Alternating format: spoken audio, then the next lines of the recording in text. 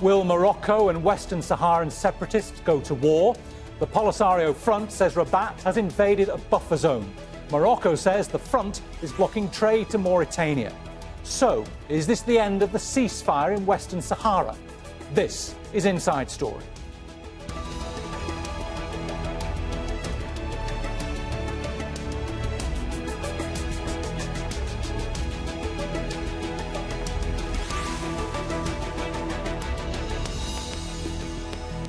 Hello and welcome to the programme. I'm Bernard Smith.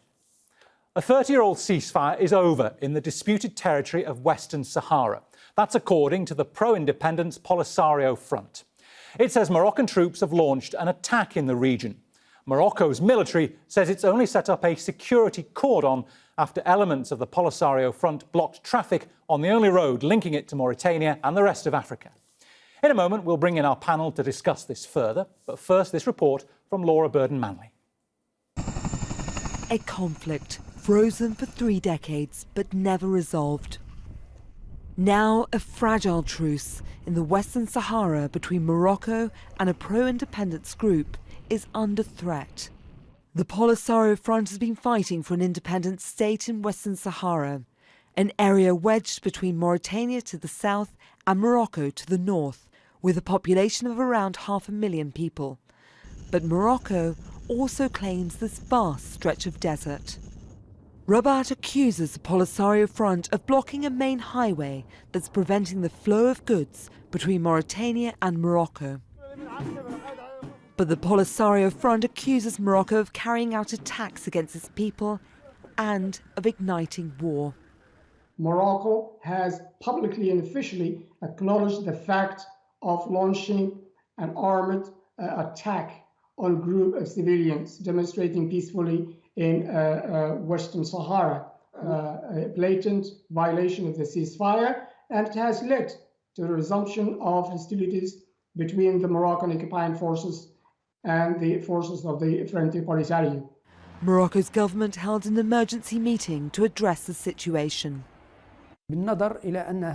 This road is important when it comes to the movement of civilians and goods, and because such actions were a violation of the UN-sponsored ceasefire agreement, Morocco, in order to fulfill its duties, ordered its military forces to intervene and build a sand barrier to protect the area from any future breaches. Negotiations between Morocco, the Polisario, Algeria and Mauritania have remained suspended for several months. The UN is calling for restraint. The Secretary-General remains committed to doing his utmost to avoid the collapse of the ceasefire that has been in place since 6 September 1991. And he is determined to do everything possible to remove all obstacles to the resumption of the political process. The two sides have battled for control of the region since 1975, when Spain pulled out of the area. Morocco took control, but an armed rebellion led to a war that continued until 1991, when the UN brokered an armistice. But it's a conflict that's left tens of thousands of people displaced from their homes. Many of the Sahrawi refugees have been living for decades in vast, sprawling camps along Algeria's border with Morocco. The conditions are harsh, and they continue to rely on humanitarian assistance to survive. But the political impasse continues, and it's unlikely these people will return to their homes anytime soon. Laura Burden-Manley, Al Jazeera. So the Polisario Front is a liberation movement made up of ethnic Sahrawis. They want to drive Morocco out of Western Sahara. Its members say the former Spanish colony is their homeland. They've pushed for independence for decades. Morocco claims this desert as its own. The two sides fought over the territory for 16 years before agreeing to a UN-backed ceasefire in 1991. Today, more than 2/3 of the region is controlled by Morocco. A planned referendum on its status has not taken place. Neighbouring Algeria and Mauritania have called on both sides to show restraint. Algeria is the main supporter of the Polisario front, and many refugees from the region live there.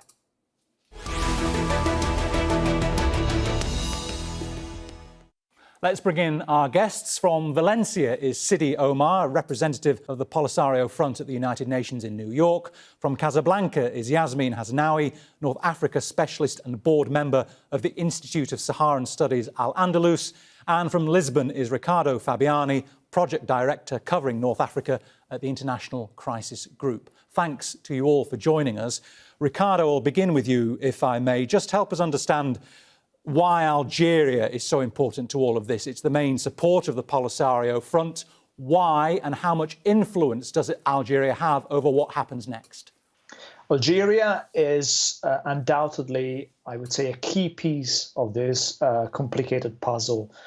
First of all, because we are talking about one of the largest countries in the region, and obviously one of Morocco's most important neighbors. So even just by geographical terms, we're talking about a very important actor in this area. But most importantly, Algeria has opposed Morocco's annexation of the Western Saharan territory since 1975 and has supported, hosted and financed the Polisario Front, as well as hosting a large section of the refugee population in the Tindouf area, so in the refugee camps that are in Tindouf. So Algeria is effectively the main backer of the Polisario Front since the mid-70s and has enormous influence over what the Polisario Front does and is likely to do, I would say, even in the next few days. What Algeria decides to do has enormous influence on the Polisario, and obviously Morocco is looking at Algeria in this situation, hoping that they will do something to maintain the situation, to keep the situation under control. So, Yasmine, is this then something that Morocco must try and resolve with Algeria, not with the Polisario Front? This is to do with Morocco and Algeria, is it? Well, actually, what happens now is, let me. Of course, it's the Algeria who is who holds the Polisario Front. They are responsible of their, the Sahrawi, the women, the elderly, and the children in the Tindouf areas, and they are responsible of the dire condition that they live in. Algeria is the main backer of the rust, and it was cited in several times since 2007. It was Algeria was cited several times at the United Nations Security Council that they should step up to the plate and not say that they are only an observer to this artificial conflict, but rather they have to step up to the plate and find a solution with Morocco. Let's not. If we go back to history, yes, I agree with what the previous speaker told. He said that Algeria was against Morocco's reintegration to Moroccan Western Sahara in 1975, and that started with Houari Boumediene. It started with the Sand War, and from the Boumediene, then Boumediene implemented this ideology through the National Popular Army, and it went on until now.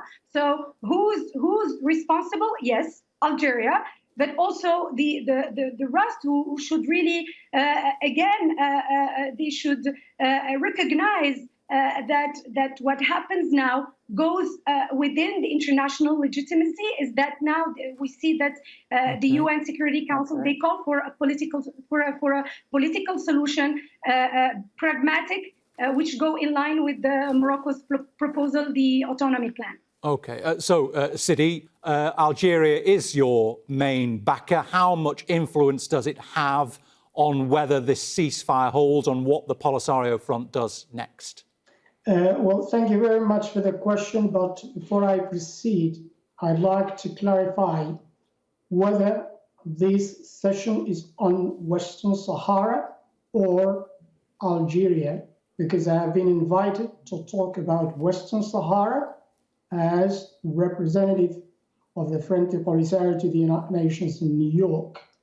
It is, sir. Yes. If the session is on Algeria, then you have to call upon someone from Algeria. I will not proceed on the understanding that this is about Algeria or Morocco.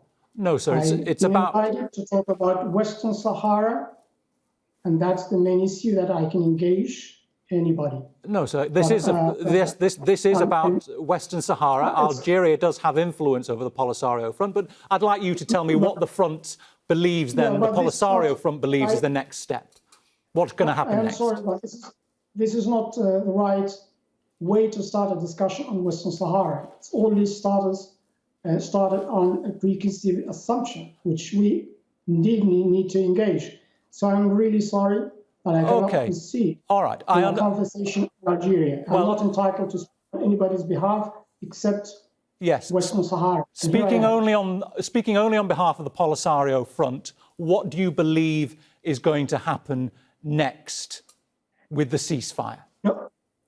Yes, I will tell you frankly, but if we would just rephrase the whole beginning of this session, because it has been already framed within the context.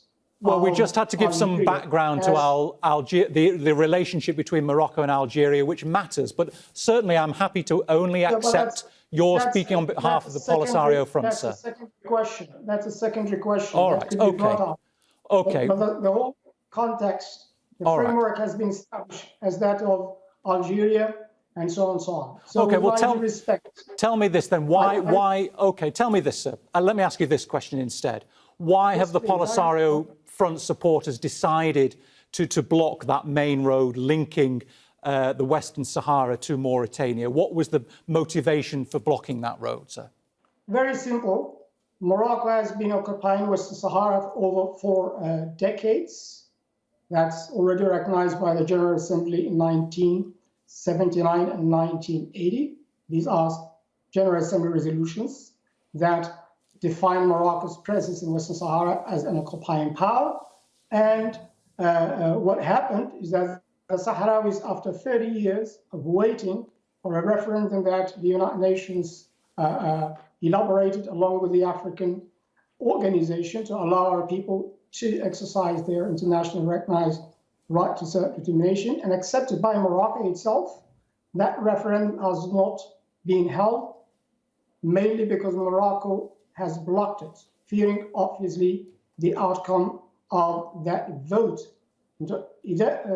As a sign of protest against Morocco's continued occupation of large parts of Western Sahara, Sahrawi civilians went to the southern western part of Western Sahara to protest a road that goes from the occupied part of Western Sahara into a buffer strip and then into the liberated territory of Western Sahara. In brief terms, what happens actually is that Morocco cannot have its own cake and eat it. Morocco occupies a large part of Western Sahara, and what they wanted with that road is to grab more land that obviously does not belong to Morocco, which is a violation of a ceasefire against which our civilians have protested peacefully. All right, Sidi, just before I ask Yasmine to comment on that, last month the UN Security Council passed a resolution calling for a realistic, practicable and enduring solution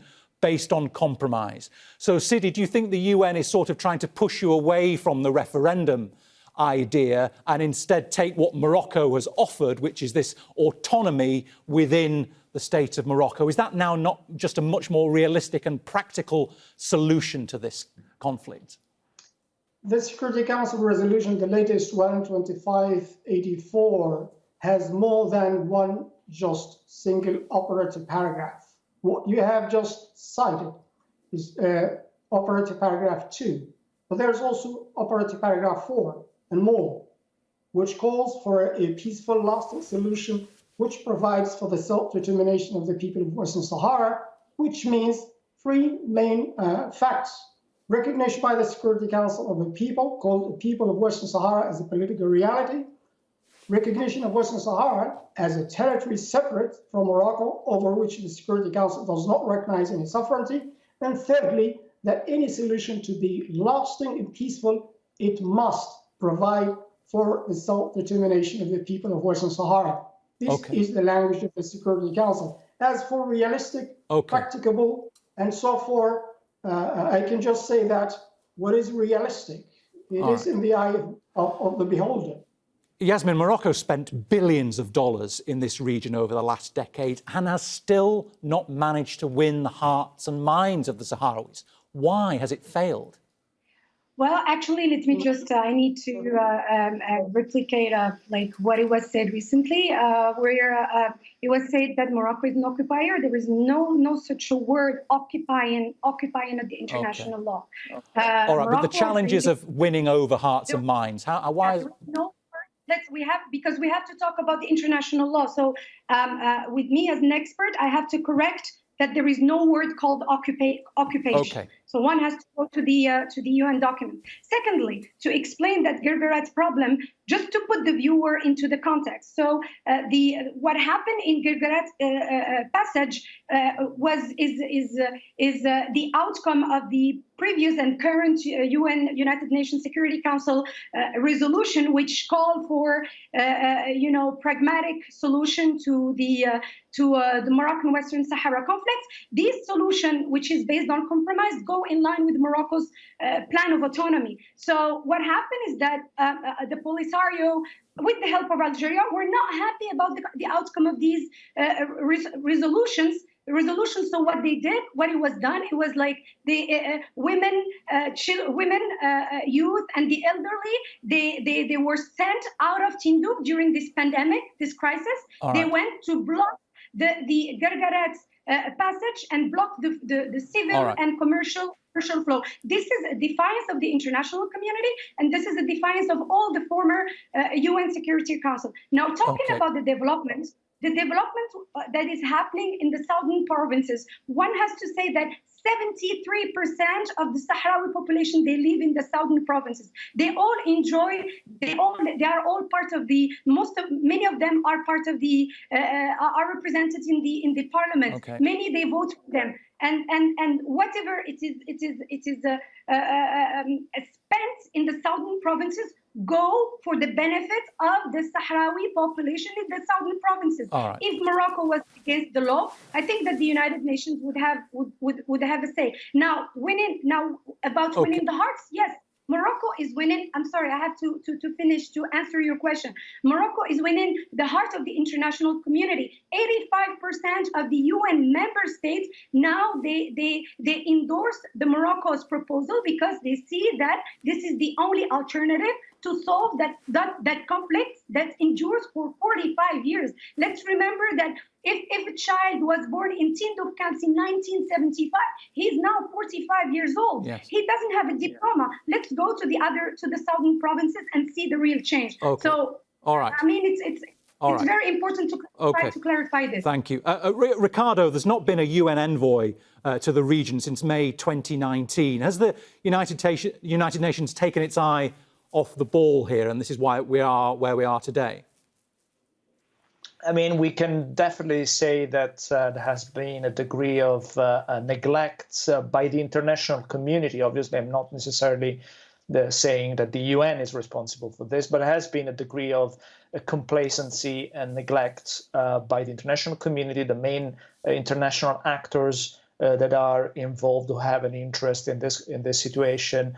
That have basically forgotten about this situation because they have thought that it has been frozen for so long that it doesn't really pose any risks or any problems for anyone. So why would you rock the boat when there is nothing really upsetting the status quo? So the outcome of all this has been that, for example, we haven't, this conflict hasn't had a UN special envoy for more than a year now, and there has been basically a vacuum of leadership, of authority, of international leadership, international authority on this, which in my view has really contributed significantly to the latest escalation and the current situation. The fact that there was no significant or visible or tangible international pressure, international presence in this conflict has undoubtedly contributed to the sorry events of yesterday.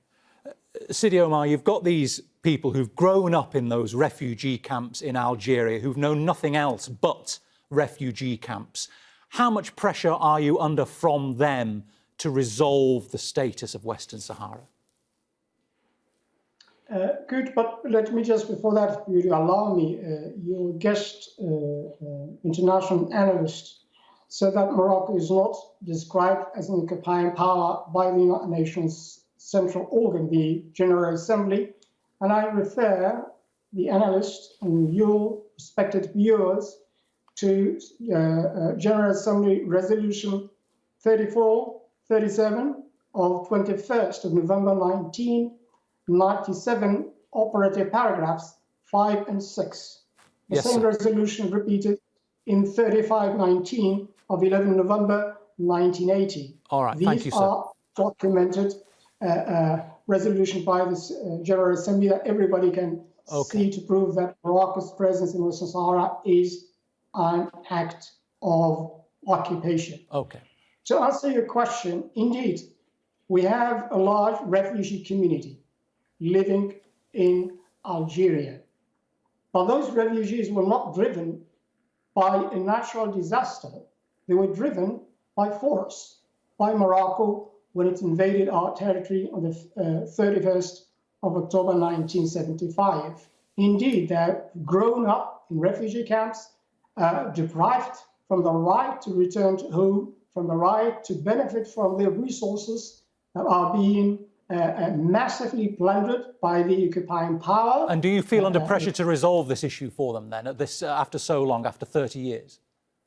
Indeed, this situation has gone on for a long time, and one of your speakers spoke about the view of the international community as to the so-called frozen conflict, because there are certain parties that are interested in keeping things they are. But from yesterday, the Sahrawi people have spoken up, and they said to the international community, and particularly to the Security Council, if they cannot stop Morocco from its aggressions, the Sahrawis will do so. And by the way, this is the latest, if you have not heard about that. Our president has decreed a state of war. So we are in open war against the occupying forces of Morocco. Okay. There is no ceasefire any longer. All right. Yasmine, Morocco has benefited really from the status quo, hasn't it, over the last 30 years? The vast phosphate deposits, the rich fishing waters. It's not in Morocco's interest to resolve this either, is it? It suits Morocco, I beg your pardon, to keep things as they are. Well, I think the history plays for Morocco's side. The United Nations has changed the language because they knew about who should resolve that problem, and who should resolve that problem is Algeria. Now there is no such occupying word that exists in the UN resolution. The referendum is a bygone plan. It's a plan that belongs to the Cold War. Now we see all the countries, they endorse Morocco's autonomy plan, and many countries now are opening their consulate respecting the Vienna Declaration, and again talking about the phosphate, talking about the fish resources. They go for the benefit of the Sahrawi population in the southern provinces of Morocco. Okay. Let's go and see the development that is happening. And also something really important, talking about the You have to be very quick, Yasmine. Yeah, very quick. Talking about the refugees, there is no the Sahrawis. They live in despair in the camp in the Tindouf camps. They are fed up of the lies that was said by the Polisario leadership that they have to wait for their destiny. There is no destiny. It's 45 years, and now the international community goes in line with what Morocco proposes, because it's the history that gives its right to Morocco. And we are out of time, unfortunately, but thank you to all our guests from Valencia, Sidi Omar, from Casablanca, Yasmine Hasnaoui, and from Lisbon, Ricardo Fabiani. And thank you, too, for watching. You can see the programme again anytime by visiting our website, aljazeera.com. For more debate, go to our Facebook page. That's facebook.com/AJ Inside Story. You can also join the conversation on Twitter. We are at AJ Inside Story. From me, Bernard Smith, and the whole team here, bye for now.